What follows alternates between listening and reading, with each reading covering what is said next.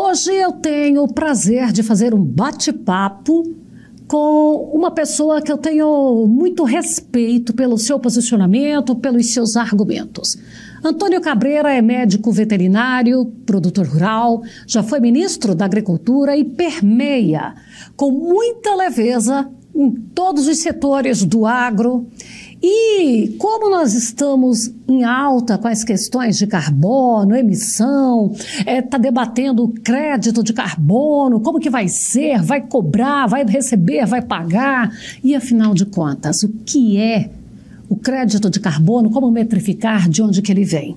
E é por isso que a gente vai fazer esse bate-papo. Antônio Cabreira, boa tarde, seja bem-vindo ao Sucesso no Campo. Boa tarde, Fabélia. É um prazer muito grande estar aqui com vocês no Sucesso no Campo.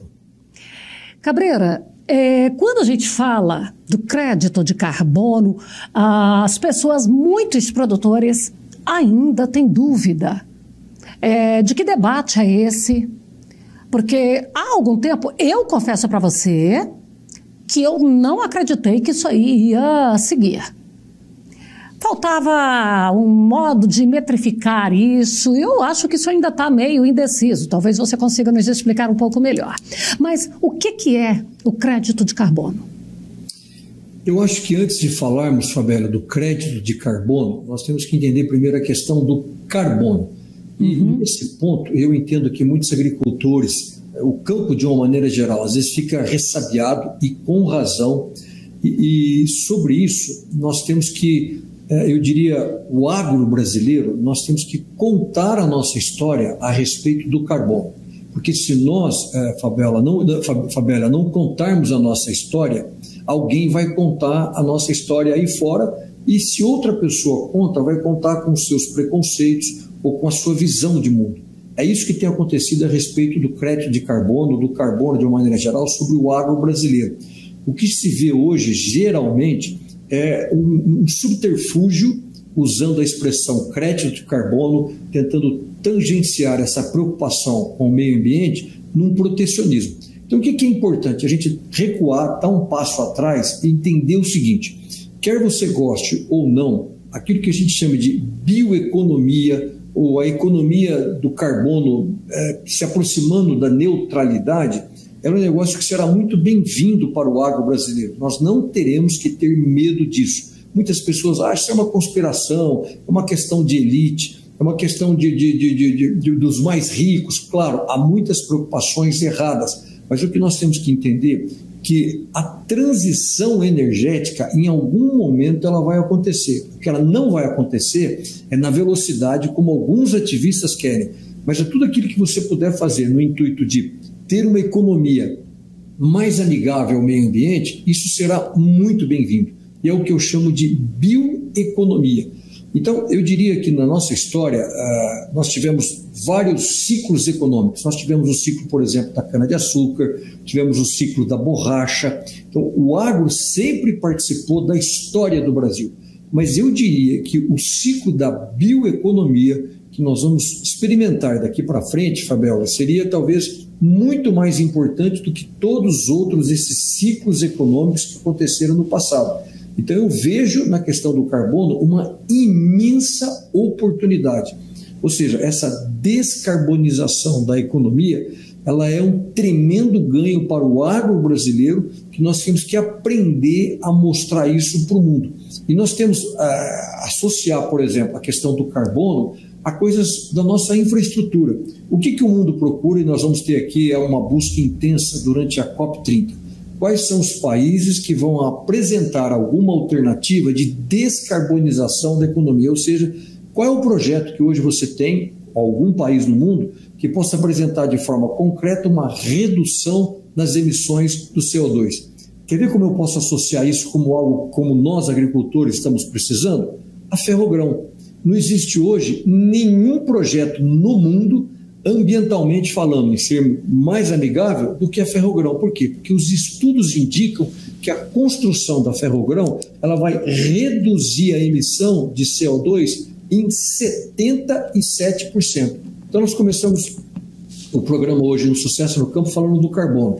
O maior projeto hoje que poderia gerar créditos de carbono é a Ferrogrão, porque nós vamos tirar 20 milhões de toneladas de grãos que hoje são transportados pela BR-163, que hoje trafegam na carroceria de um caminhão, e vamos colocar ele em uma ferrovia. Então é isso. Às vezes a gente imagina que o carbono é um negócio complicado, que vai ser uma taxação. Não, nós vamos transformar isso, desse limão, numa grande limonada para o agro nacional. Aqui em Jataí nós temos um produtor que ele tem na propriedade dele a energia fotovoltaica, a hidrelétrica, a de gás metano, e a frota dele toda a frota dele é abastecida com o esse combustível verde. É um combustível verde, exatamente. Toda a frota dele. E claro, ele ainda planta, e ele planta de tudo, tá? Ele tem lá o gado confinado, então ele tem gado de corte confinado, ele tem cana-de-açúcar, ele tem soja convencional, e não é de canteirinho, acho que ele tem lá 400 hectares de soja convencional, que às vezes o pessoal está acostumado com soja convencional ali de fazer 30 hectares, não, ele tem 400. Isso aí está dentro, e além também de essa separação porque aqui, obrigatório, acho que no Brasil inteiro, o produtor rural, quando compra qualquer insumo agrícola, ele tem na nota fiscal a obrigatoriedade de devolução e já a informação de onde fazer essa devolução da embalagem, que ele tem isso para fazer. Isso tudo aí a gente pode pegar como uma habilidade, uma joia para o carbono, para a descarbonização?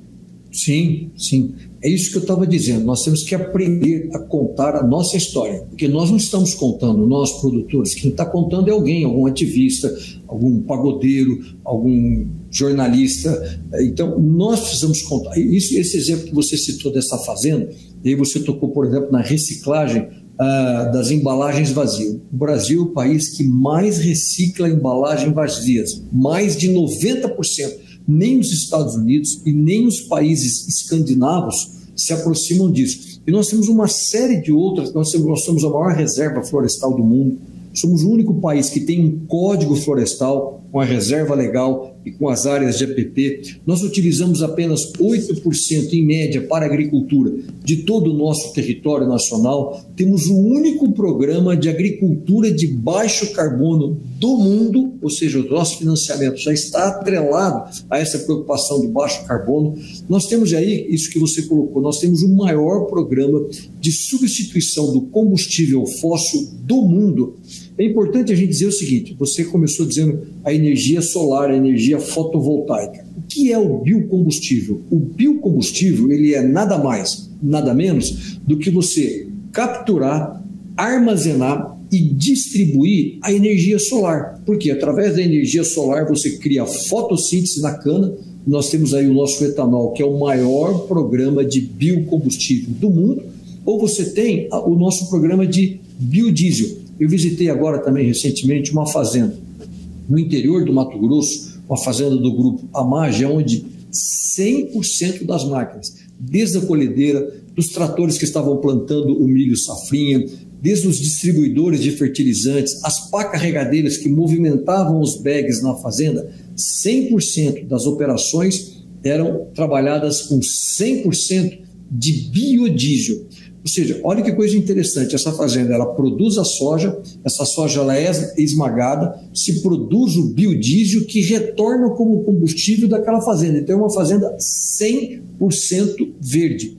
E há estudos, a gente está falando aqui de carbono, por exemplo, segundo o GHG Protocol, o biodiesel ele reduz a emissão, eu vou dizer, 99%. 99% menor a emissão de carbono, de CO2, do que do diesel comum. Então, isso é uma coisa incrível. E sabe o que é mais importante? Olha que nós deveríamos estar assim, preocupados com isso. Preocupados no sentido de crescimento, de florescimento. Segundo um novo estudo agora, a maneira de você avaliar um biocombustível é o que a gente chama de MIP, que é a matéria integrada ao produto, ou seja, o que aquele combustível gera, agrega valor ao PIB do país. O óleo diesel normal, isso que a gente coloca nas bombas, ele agrega, em média, 0,54 centavos para cada litro de diesel que é distribuído no mercado. Agora, o biodiesel é R$ 7,19 que ele agrega na economia. Por quê? Porque ele movimenta toda a economia. O óleo aqui não é produzido na Arábia Saudita e trazido para cá. Não, ele está sendo produzido aqui dentro, ele está movimentando um trator, ele está movimentando empregos, ele está movimentando a indústria de fertilizantes, enfim, ele movimenta toda a economia. Então, o impacto no PIB é muito maior. Então, os biocombustíveis, de uma maneira geral, eles não só são um programa de segurança energética, mas eles são também segurança, por exemplo, alimentar. Eu não sei se você sabe, para cada litro de biodiesel, você tem 4 quilos a mais de um subproduto, por exemplo, do DDG ou outros produtos que você depois pode usar em confinamento ou na produção de carne. Mas eles são também programas de desenvolvimento econômico. E ninguém no Brasil tem esse portfólio, esse cardápio de opções a serem apresentadas como o Brasil tem. Pois é, e aí a gente tem a COP30 que vai acontecer no final do ano em Belém. E a gente tem um presidente que chega e fala que não está nem aí, que vai acontecer de qualquer jeito, quem quiser vir que venha. Parece assim que é o anfitrião, que a visita está chegando, ele sai para o banho. Ou então ele fala, fica à vontade aí que eu estou indo jantar no meu compadre. Eu tive em Belém em novembro. A gente vê canteiros de obras, mas eu também não tive lá para eu checar assim, essa obra, ela está prevista para entregar quando? É obra para a COP30. Mas nós temos obras da Copa do Mundo, nós temos obras das Olimpíadas que estão aí por acabar. Como que você vê esse momento? Como que você olha, quem é que vai contar a nossa história? Porque nós temos uma Europa, um Estados Unidos que fica trazendo dificuldades para, especialmente a Europa, para os nossos produtos, querendo dizer que não estamos produzindo adequadamente, quando nós temos aí 65,2% de florestas nativas e eles têm 0,3%. Acho que é 0,3 mesmo. Então fica tão discrepante, mas eles fazem um barulho tão grande que a gente acaba tendo uma população que acredita que escuta lá e não escuta cá. É verdade. Uma das coisas interessantes, Fabiola, assim, a gente deveria fazer da COP30 uma grande oportunidade para contarmos a nossa história. Infelizmente, até o momento, eu espero que isso mude, ela vai ser em novembro desse ano, vai ser na cidade de Belém, que os agricultores, que o agro brasileiro pudesse ter uma participação mais ativa.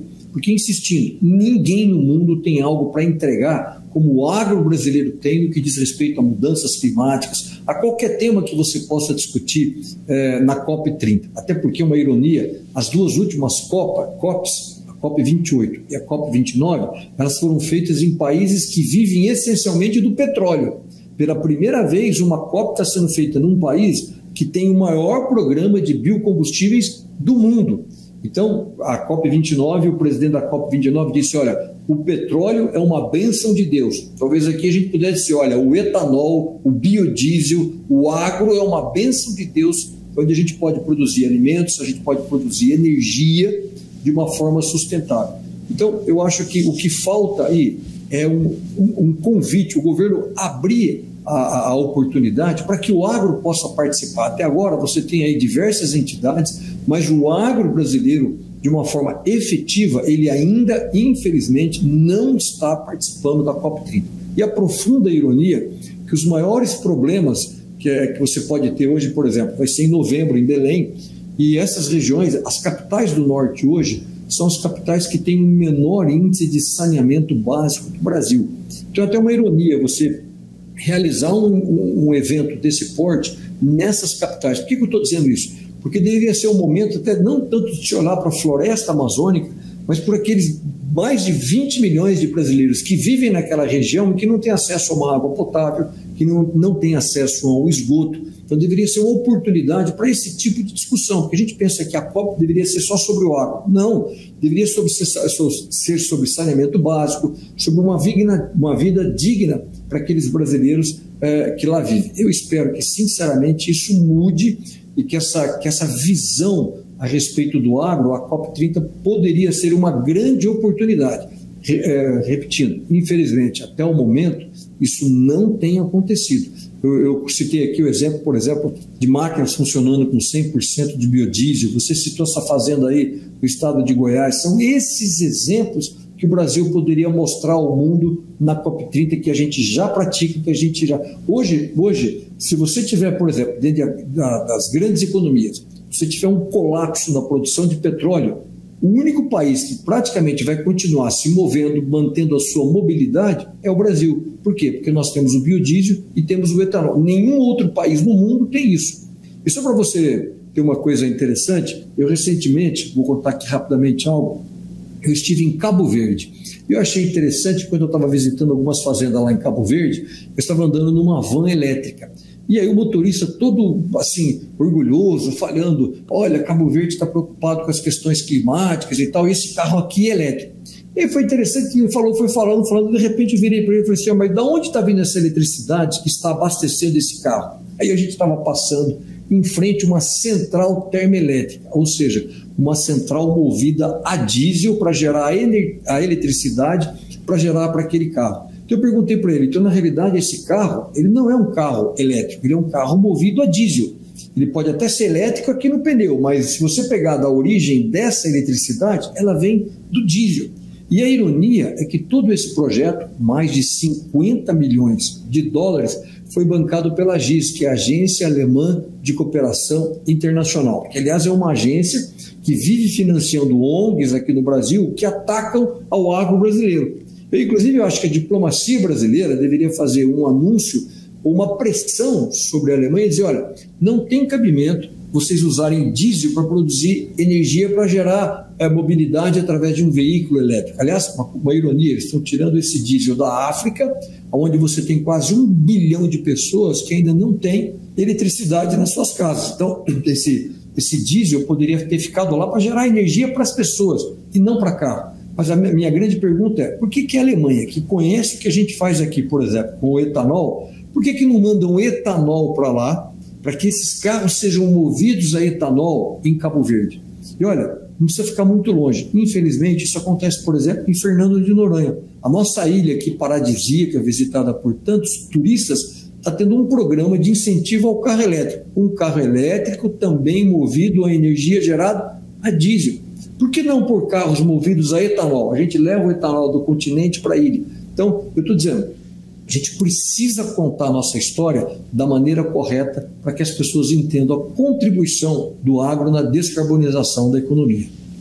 Bom, ministro, nosso tempo aqui está esgotado, mas eu quero voltar a falar mais vezes com você. Podemos fazer essa combinação? Claro, vai ser um prazer estar aqui no Sucesso no Campo.